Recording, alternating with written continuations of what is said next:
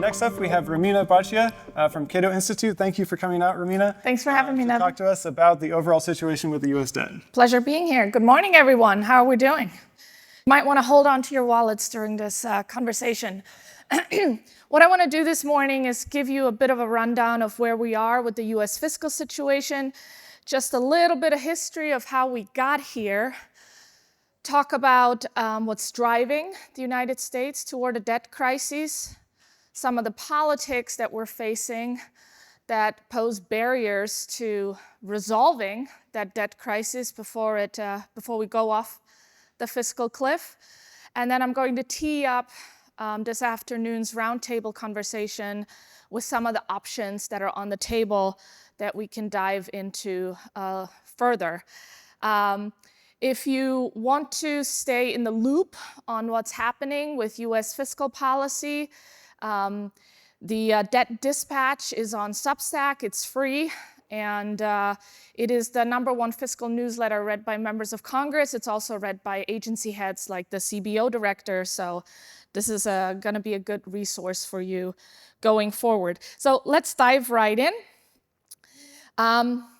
The public debt, US public debt.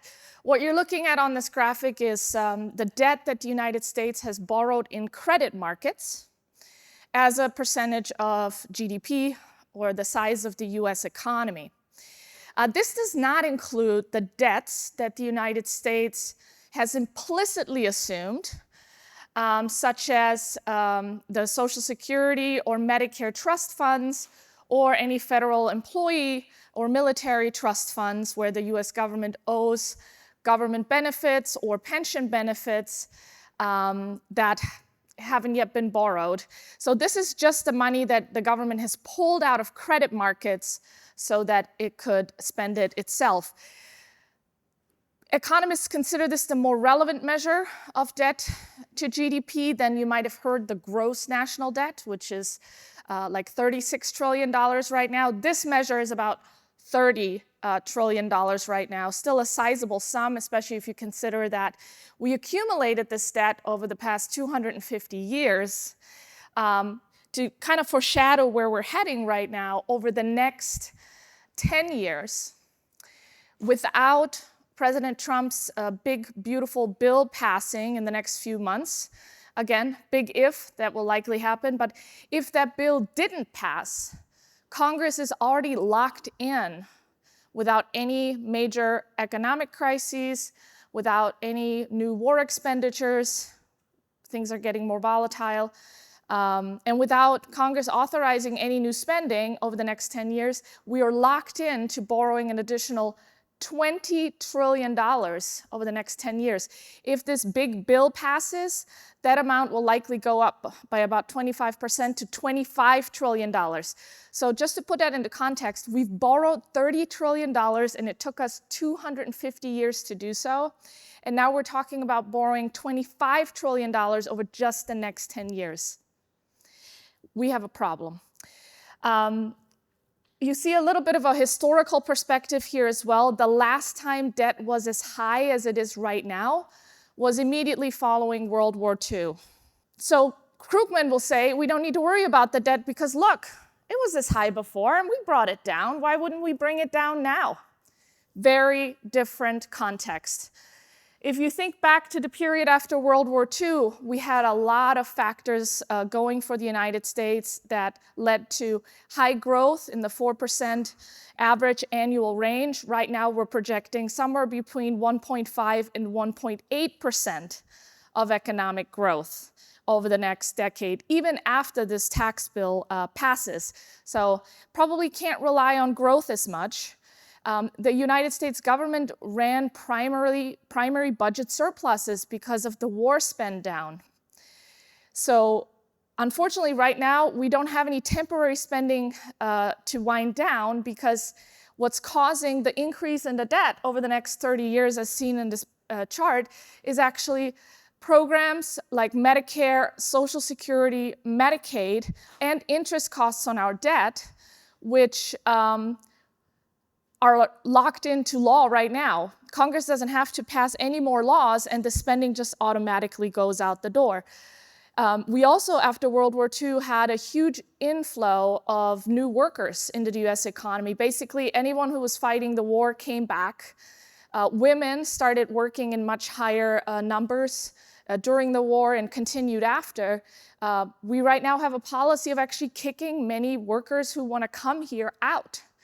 The United States already has a declining population if it weren't for immigration. So if we're going to have a more restrictive immigration policy, that's not going to help us bring that debt down either. Another reason I like to use this chart is because economists across the political spectrum have identified that about 80% of GDP, when a country reaches 80% of GDP of debt, and especially if that debt is on an upward trajectory, that drags down economic growth. So our economy will grow more slowly than it otherwise would because of the debt drag, and that comes as a result of the government crowding out credit from private markets, which reduces the amount of credit that is available for businesses to start up, make investments, do R&D. As you are aware, interest rates are significantly higher than they were the previous decade, and I suspect they're going to stay quite higher over the long term. So fewer investments now means less growth in the future.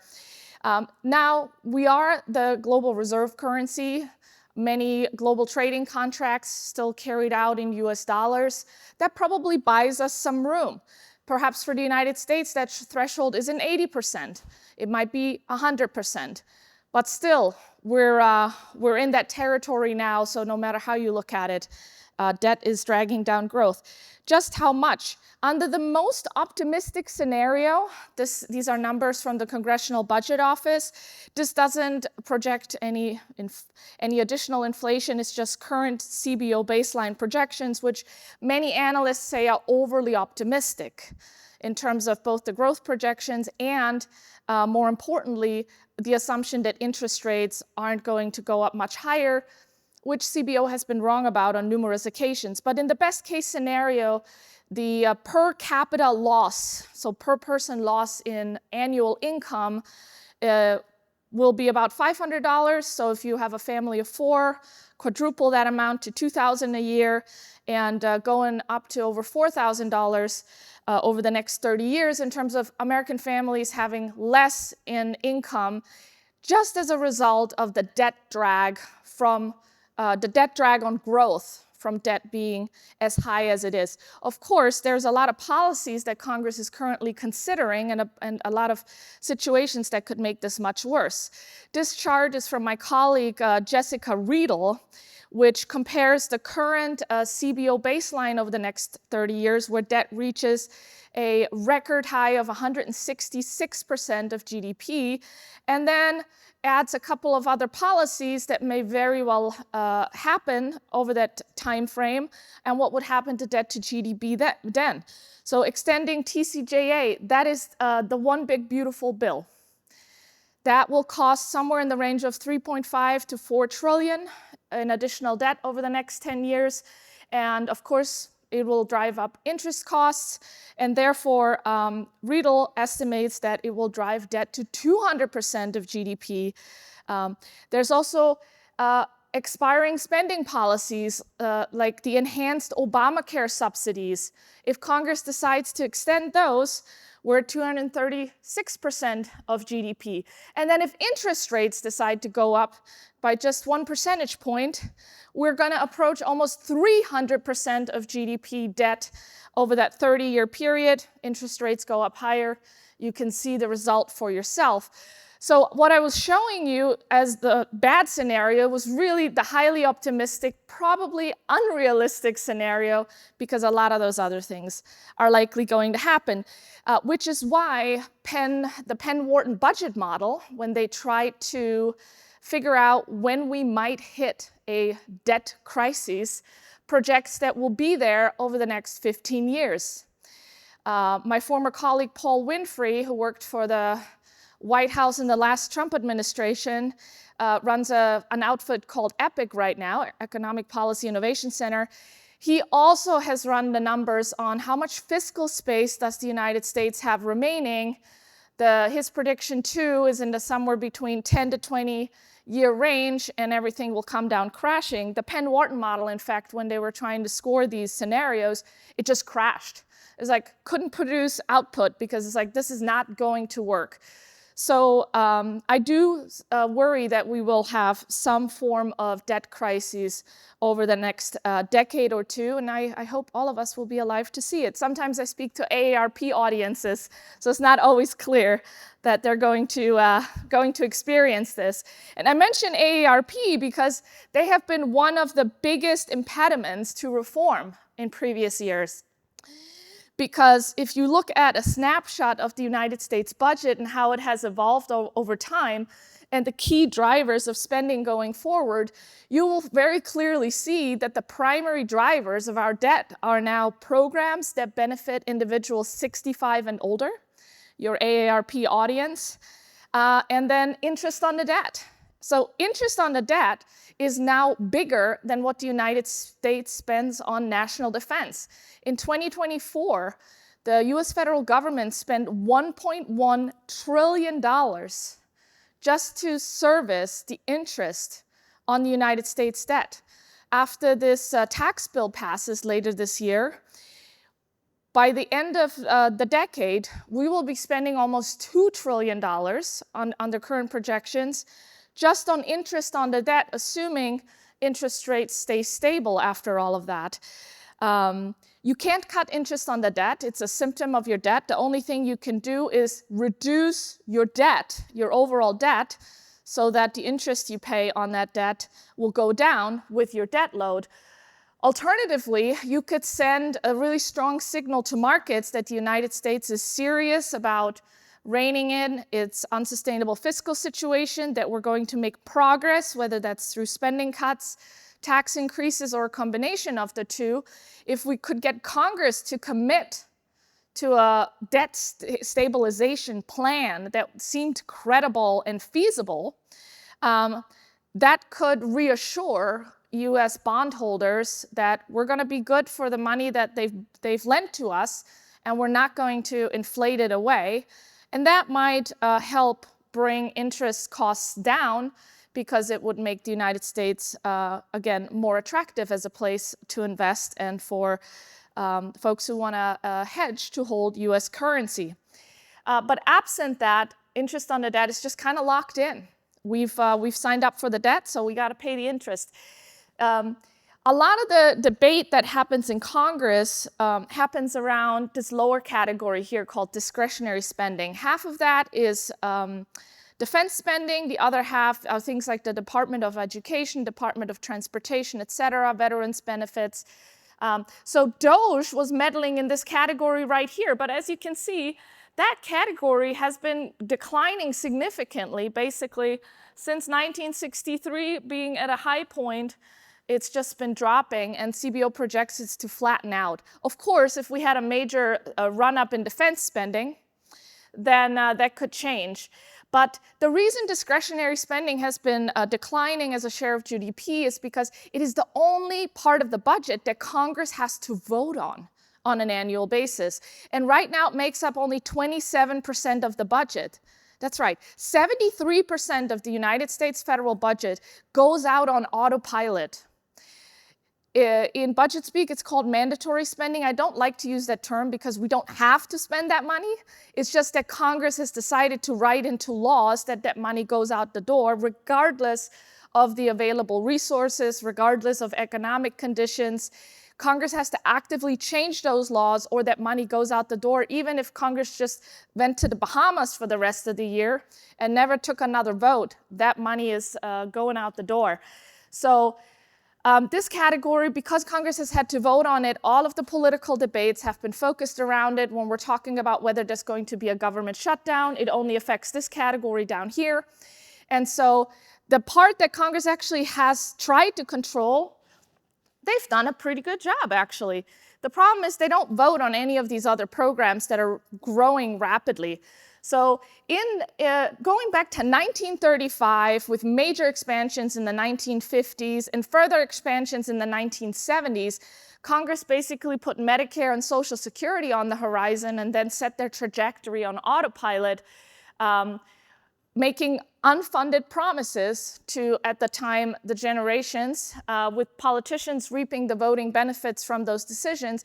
And now today's politicians don't feel responsible, maybe they shouldn't be, for programs that they didn't put in place, for which they didn't set the statutes, but they're now asked to take the political hit from telling people, hey, that money that we promised you, those health benefits, turns out we don't actually have the money to pay for them, so we're going to need to cut them back. It's a bit like, they don't feel responsible, so they don't want to take the political hit. But those are the major drivers of spending now. In fact, while the population 65 and older makes up about 16–17% of the overall population, the federal budget primarily caters to their interests. About 40% of all federal spending benefits individuals 65 and older. And they are correspondingly active at the voting booths. Seniors are the most likely to vote, with 3/4 majorities of them actually showing up to vote. Whereas, say, folks 35 and under, a small minority, not even a third, go to vote. And Congress represents their interests accordingly. But if we don't reform these programs, they are going to drive us into a debt crisis. Give you a little bit more of a long-term perspective. The Treasury calculates the so-called fiscal gap, or our unfunded obligations, on an annual basis. And over the next 75 years, I don't think we're going to make it that far without having a complete meltdown. But in their scenario, over the next 75 years, our unfunded obligations are about $73 trillion, so 2.5 times the size of our current national debt. And that is in present value terms, meaning the amount of money we would need to invest today at prevailing Treasury bond rates in order to be able to cover that unfunded obligation without making any spending or tax changes. Obviously, we don't have that money, and that's not going to happen. But that's kind of how you can think about that, because it doesn't include interest or anything like that. And in the left bars, you can kind of see the spending we'll be doing and the biggest drivers of that spending over the next 75 years. So you can see Social Security is the biggest category, followed by Medicare, and then everything else is smaller. And on the right side of that column, you can see like the taxes the government is going to collect. If you look at the taxes collected for Medicare and Social Security and then compare it to the spending we're going to do on those programs, you will see that the entire fiscal gap, 107% of the unfunded obligation are entirely due to Medicare and Social Security. Social Security's unfunded obligation is $25 trillion. That's if you credit Social Security with the trust fund assets, which are no such thing, they're just IOUs. So really, Social Security's unfunded obligation is $28 trillion, almost as large as our entire national debt right now of $30 trillion. And then Medicare is actually twice, the unfunded obligation for Medicare is twice as big as Social Security. So that's really the elephant in the room that we have to get a hold of. But both of these programs cater to those 65 and older, which is why it's so incredibly difficult to make changes to them. Okay, what if we say, you know what? We're probably not going to do entitlement reform. I mean, seriously, politicians ever going to do that? What about taxes? Can we just raise taxes? Okay, let's look at taxes for a little bit. So over the course of US history, regardless of sort of the tax rates that we've had, because we've had very high marginal tax rates, especially on higher income earners, then those were cut in later years. What you can see is that the government has been able to roughly collect 17 to 18% on average in tax revenues from our current tax system.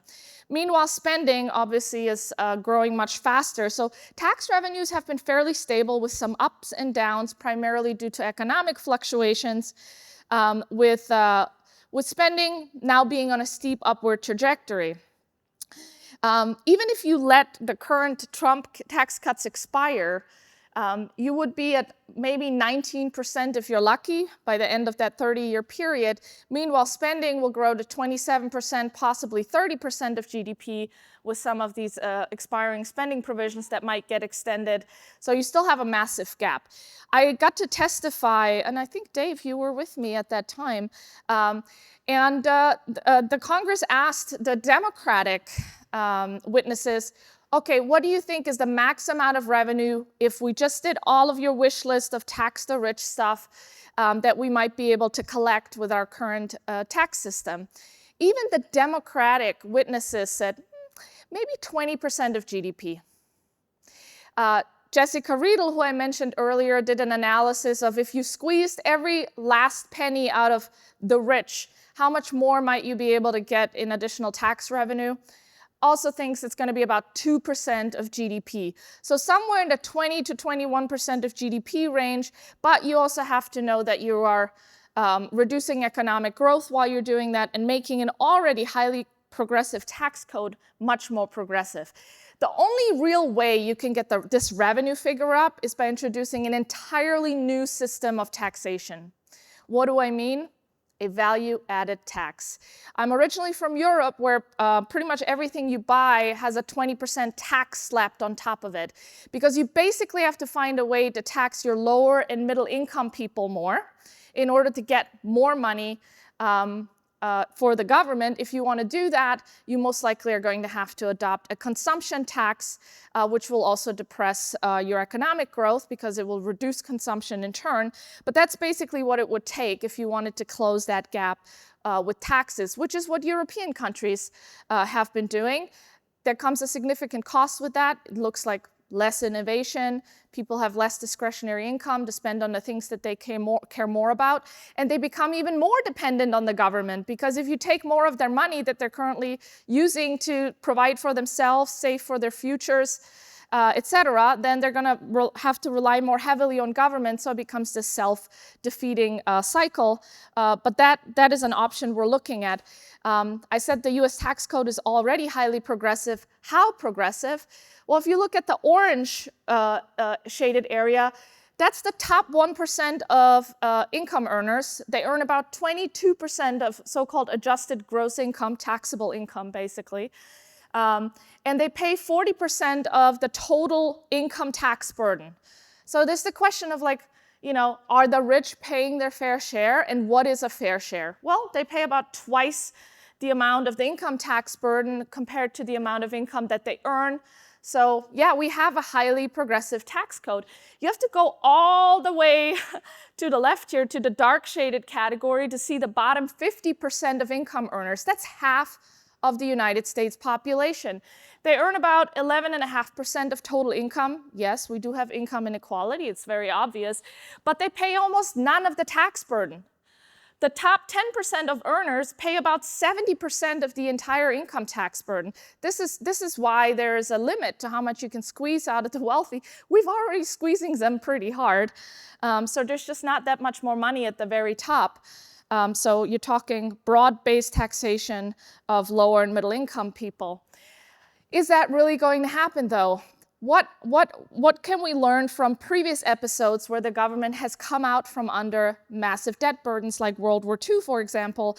There's a really interesting paper that has come out that is trying to dispel the myth that the United States was just able to grow its way out of that debt, because there is that common myth. And yes, economic growth helped significantly to get the United States out from under the World War II debt, but it was not the major factor. I don't know if it's a Salin or a Kalin and Ball, did a paper to look at how much of the decline in the US debt after World War II came as a result of economic growth versus other factors. And what they identified is that the drop from 106% of GDP to 23% of GDP, a significant drop from 1946 to 1974, that key post-World War II period, the majority of that actually came as a result of budget surpluses from spending less on the military because the war was over, bringing in much higher revenue as a result of people working in the consumption economy again instead of the war-based economy, and then inflation. There were several bouts of surprise inflation that the United States used to get to a lower debt scenario here.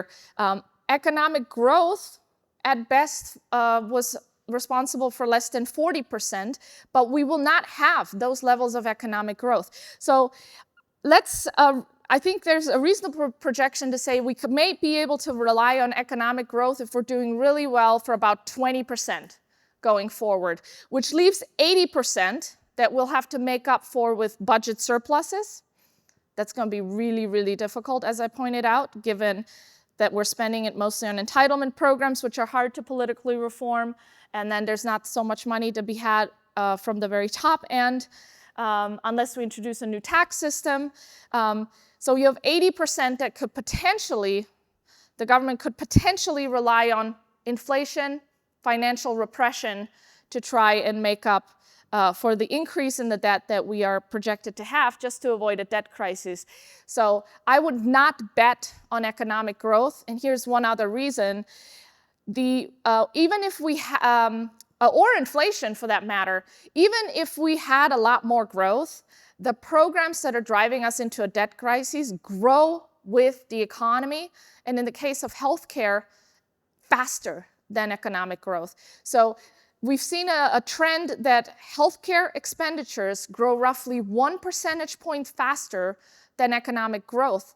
Healthcare is, in this case, acting like a luxury good, whereas people become wealthier, they spend more on healthcare. It's not clear that where it's going to level out. We've been spending more and more on healthcare as that becomes the thing that people care most about as they get wealthier, wanting to live longer, healthier lives. The problem is that we're running healthcare on a free-for-all buffet where the government has absolutely no budget constraint except what it's able to extract from the economy to just pay whatever people consume in the form of Medicare and Medicaid, and we're moving more and more people onto those government roles, either because they're aging into Medicare or because of expansions for who is eligible for Medicaid. So we can't grow our way out of the healthcare cost problem. Most likely it will just continue to grow faster than the economy, and we don't know if it's ever going to stop. And then with Social Security, it's actually indexed to grow with the economy, because initial Social Security benefits when someone first applies is not based on what they paid in taxes. That is a myth.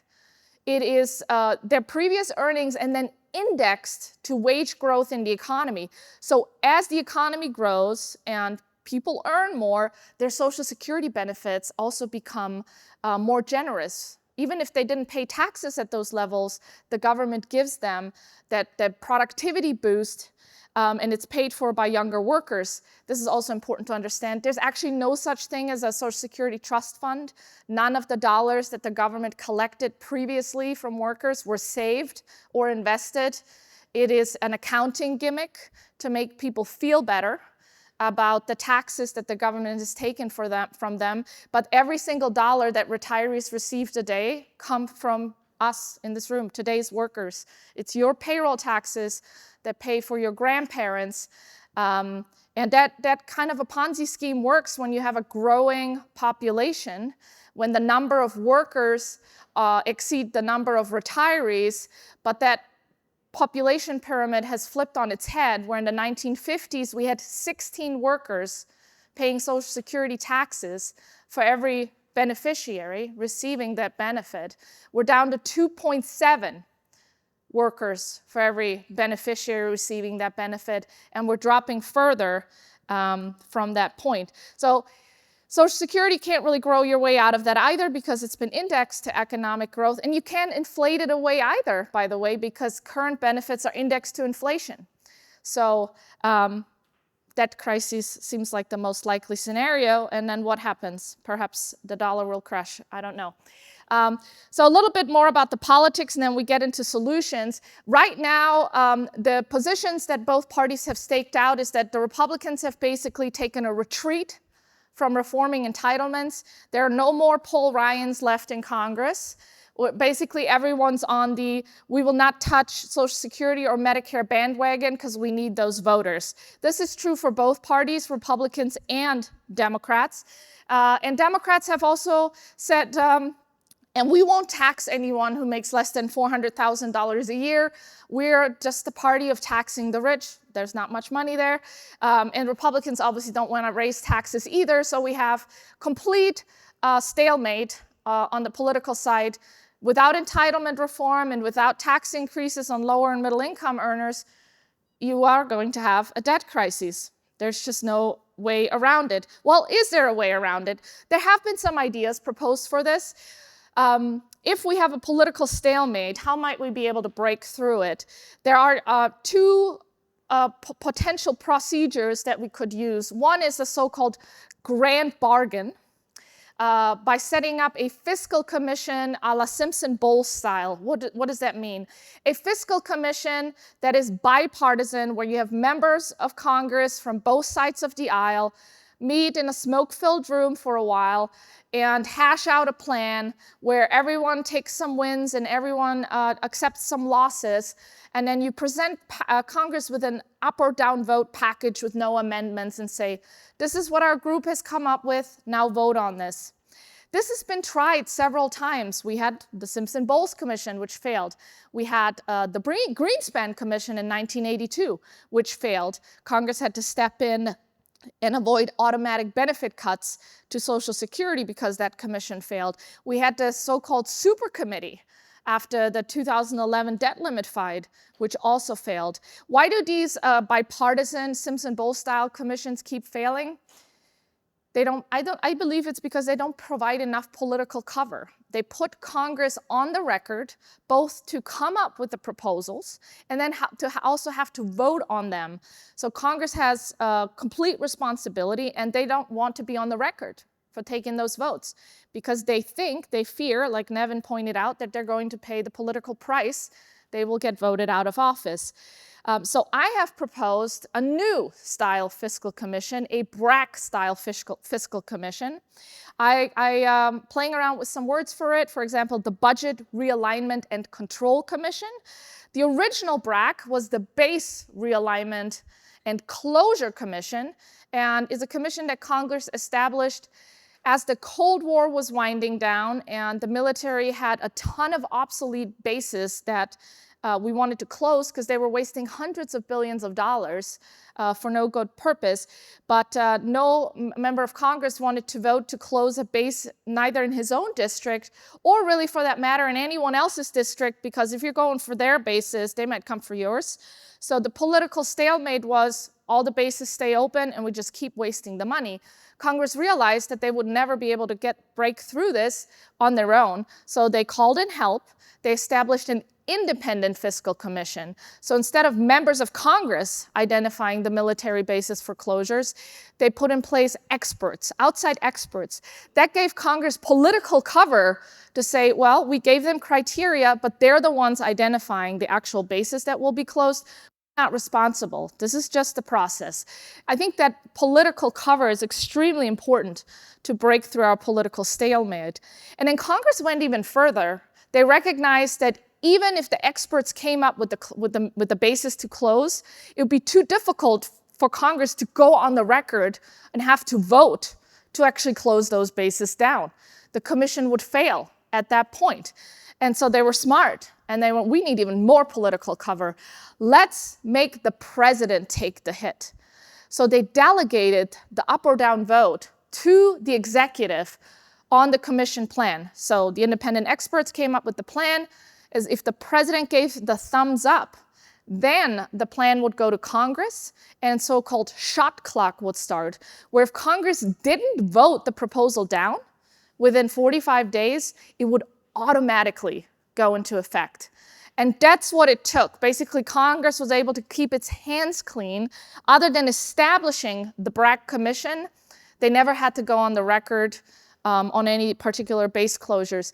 And that could be a kind of mechanism that could help Congress do entitlement reform and stabilize the debt, because Congress could empower independent experts, blame them for having to make the tough political decisions, and then even complain about how much they disagree with the Commission's plan, as long as they don't vote against it to the point where they can also overcome a presidential veto, you're talking a 3/4 majority here, the plan would go into effect.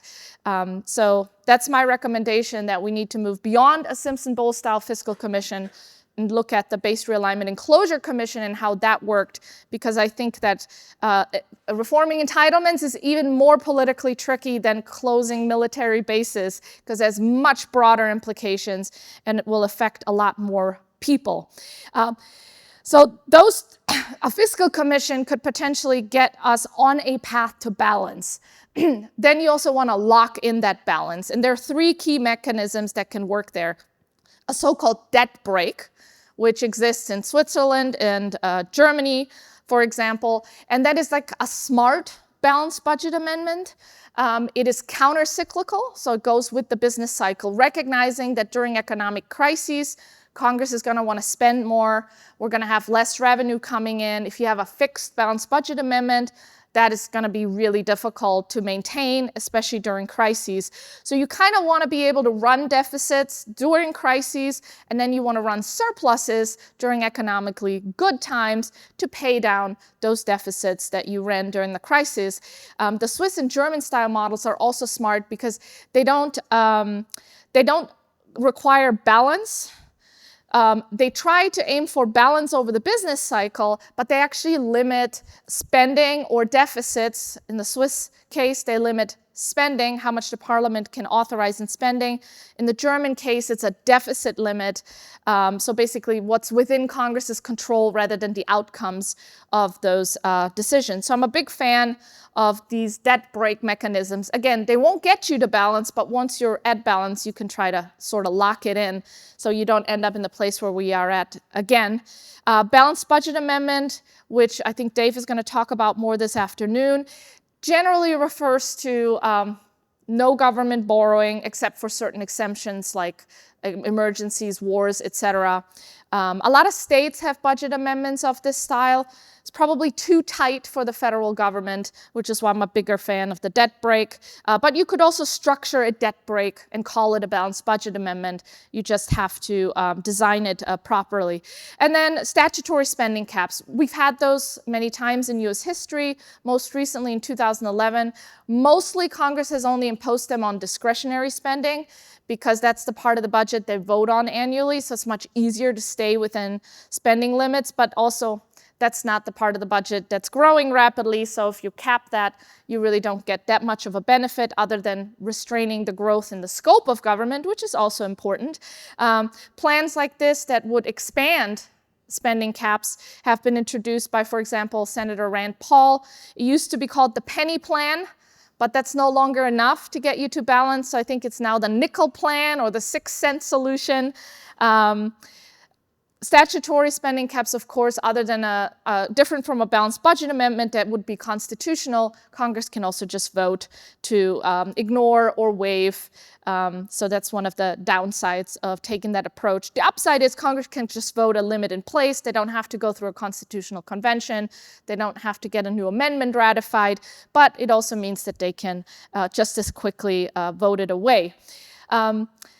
What I'm hoping we can talk about more this afternoon as well are some of the specific solutions that we might look at to avoid inflation and dollar collapse, and what's really on the table when it comes to the kinds of revenue options and spending options that we have available to resolve this situation, and which of these might be politically palatable, even if a BRAC-style commission were to put them forward so that Congress wouldn't vote against them. And you have everything from supply-side growth reforms, basically things that increase revenues without raising taxes, because you make the economy grow faster, from deregulation to immigration reform, to R&D and other incentives that could boost productivity. We should probably also look at our tax base. We don't necessarily have to raise tax rates, but if we close some loopholes, we could do so-called base broadening, where more income is subject to taxation because you get rid of distortionary loopholes that in many cases exist primarily for political reasons. I already talked a little bit about adding a new layer of tax, a so-called carbon tax, or maybe a value-added tax that could bring in more revenue from consumption instead of the income tax system, harder to evade, especially when it comes to consumption taxes. The primary way of evading it is either to pay for things under the table or not buy things. And then, my least preferred option, raising income tax rates. The marginal effects of that, of course, you're reducing economic growth. So not a big fan of that. By the way, one of the so-called simple solutions that people propose for Social Security is just raise the cap. This idea that the payroll tax cap, if you're familiar with that, it applies to roughly $170,000 of income and not beyond that. The reason for that is because people also only get credit for their Social Security taxes up until that limit. So it's a sensible limit to make sure we don't pay benefits in excess of, $200,000 a year to some people. I think our current Social Security benefits are already excessive, so there is a lot of room, I believe, to reduce spending by reducing benefits, especially for higher earners in Social Security. A high-earning couple can collect $110,000 from Social Security a year. I think that's absurd. That's a similarly situated couple in the UK could collect roughly $40,000 in US terms, which I think is much more reasonable, maybe even still too high, but paying really any household over $100,000 in government benefits when those households likely have millions of dollars in their 401ks as well, I think is absurd. But that's what's going on right now, which is why we're having these fiscal problems. So my preferred solutions are spending-based also in part because, as I showed you, it's the spending that's driving the growth in our debt. It's not tax. Taxes have been roughly stable. Spending is growing rapidly. So I think we need to focus on bending the spending curve, and that looks like Social Security reform, healthcare reform. There's a little bit on the welfare side, but not that much spending. And then discretionary spending limits are also primarily for reducing the scope of government. But the big ones really are Social Security and Medicare, but those are also the most politically fraught. I think I'm out of time, but if there's anything else, I do have a roundtable at 3:15 today if you want to dive into some of these options more specifically. So I'd love to see you there. Thank you.